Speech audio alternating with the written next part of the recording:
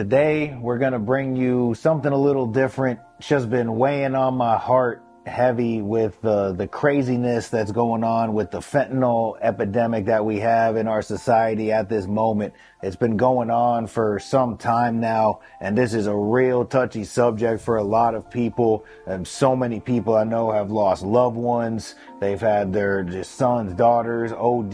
Many have had people die on them. We just wanted to talk a little bit about the fentanyl and how it's gotten to the point that it is at this present moment. So my name's Justin Hallis. I serve as Executive Director of Hand Up to Victory, our nonprofit organization where we help those that struggle with addiction and alcoholism, that are coming out of jail, that want to get off the street, out of a program, that want to make a change but have no resources to do so. And so we help people to get into sober living homes and everything you need to start that recovery journey. I just wanted to explain a little bit about, maybe there's some people out there that still don't know about the fentanyl and what it is, and possibly even how we got to the horrible situation that it is today. Fentanyl is 100 times more potent than morphine. It can be up to 50 times more potent than heroin. And man, I'm talking about just the tiniest little bit, y'all. Just some granules can cause someone to overdose. And if they're not brought back in a timely manner, it can cause someone to die from that. I can tell you it's heavy on all of our hearts, right? Because not a week goes by when we're in our recovery meetings where we don't hear of somebody that overdosed or someone that passed on. And so we're just, when is it going to stop? We just want to try to put some awareness out there, and just our goal is to help anyone that struggles with this area.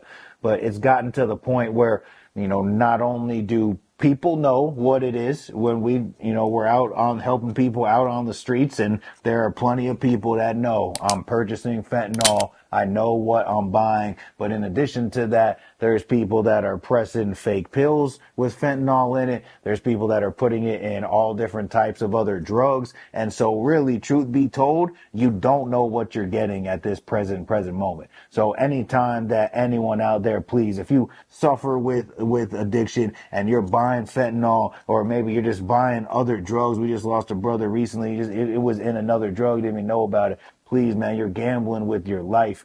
There's help available out there. If you watch some of our other videos, we explain where some of that help can be received from. And so we just encourage you, man, please reach out for help. We've struggled in that area, and we were able to overcome it. We want to help you do the same exact thing.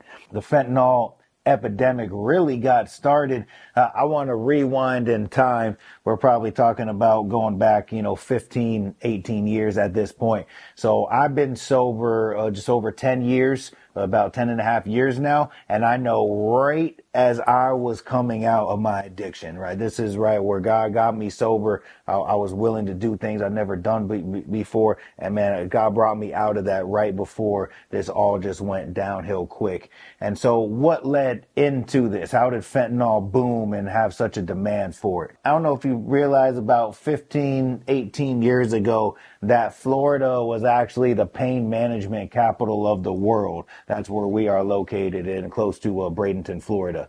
And so I'm telling you that Florida was handing out more narcotics than the other 49 states combined. And it got so crazy with the pain management just epidemic that was going on. And it was myself, a whole bunch of people. I mean, I'm telling you, we were going to multiple doctors every single month, and we were getting a ton of pills. You probably remember, some of you, the Oxy 80s were big, the Roxy 30s, and Xanax bars. That's what everybody was getting at that time frame.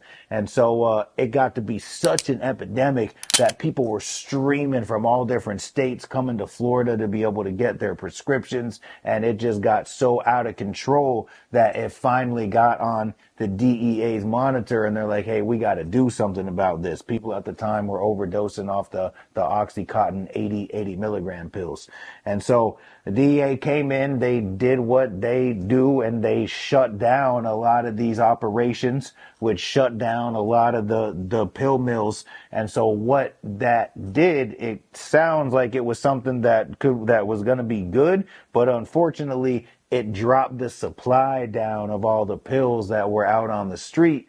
unfortunately, the demand was just as high, if not higher than it's ever been. And so that caused, like any market that's in existence, this, when the supply is low, the price starts to go through the roof.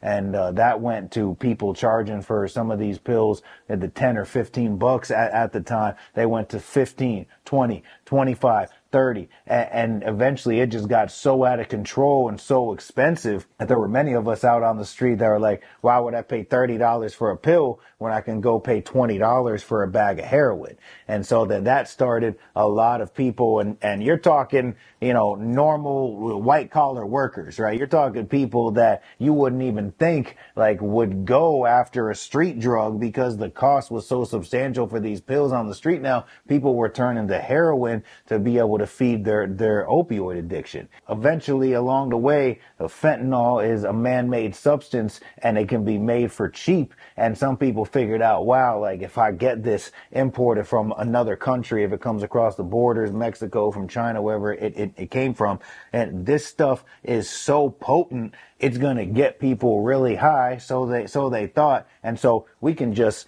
cut whatever that we're serving people with this fentanyl, and that's when this boom started. But unfortunately, you had many people that didn't realize what they were doing. And when you mix this stuff, because it is so potent, one, if you don't mix it properly, that means that this side is going to have way more granules than this side has, or worse, you put too much in, and when you're mixing it, and then they started serving it to people, and eventually this just caused so many people to start overdosing. I mean, if you remember 9-10 years ago, we just had this epidemic of people that were overdosing and dying left and right from this, y'all. Unfortunately, that has continued over the years up until this present point. And it's gotten so out of control that we just thought that there was a need to talk about this. And, if you've been affected by this, our heart goes out to you. I can't tell you again how many loved ones, how many people that I've known or been acquaintances with that are no longer here because of fentanyl. And it just became something that so many different people were doing. It was adding it to whatever drug and giving it to people because it was so addictive. And something else that we realized, kind of a public service announcement, is a lot of people, the death actually came from when they tried to get sober for a little bit.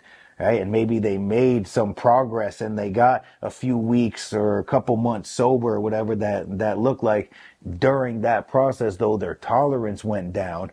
And when they relapsed, they went out and did the same amount of drugs, or did the same drugs that they had once done in the past. And unfortunately, with no tolerance, that wound up killing them also.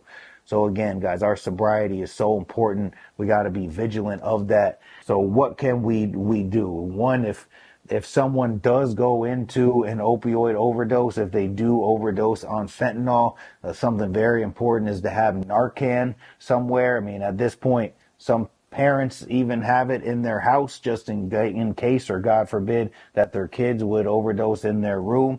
We see it at so many sober living houses. We see so many different organizations handing this out now. So what Narcan is, it's a nasal spray, right? And you're able to stick that if someone does go into an overdose. You stick it into their nose and you squirt the Narcan into their nose, and that counteracts the opioid processes in the brain, and it allows them to be able to come back from that and obviously immediately call 911 so the paramedics can continue that process on. But having Narcan around is super important at this point in our day and age where we're at. So just a couple things to be vigilant of and to be aware of. If you do know someone, your loved one is struggling with some type of opioid addiction, man, it's so important to get them to a detox. Encourage them to attend an inpatient program afterwards, just anything they can to start that journey of